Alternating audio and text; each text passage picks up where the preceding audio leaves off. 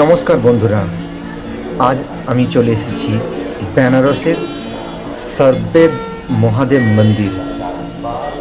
খুব সুন্দর এই মন্দিরটি। এখানে মন্দিরের ভিতরে নানান ধরনের কারিকর্য করা আছে, দেখতে পাবেন। খুব সুন্দর এই মন্দিরটি। বেনারসের মেন সিটি থেকে 12 থেকে 13 কিলোমিটার দূরে এই মন্দিরটি অবস্থিত। আপনারা যখন বেনারসে আসবেন অবশ্যই এই মন্দিরে দর্শন করবেন।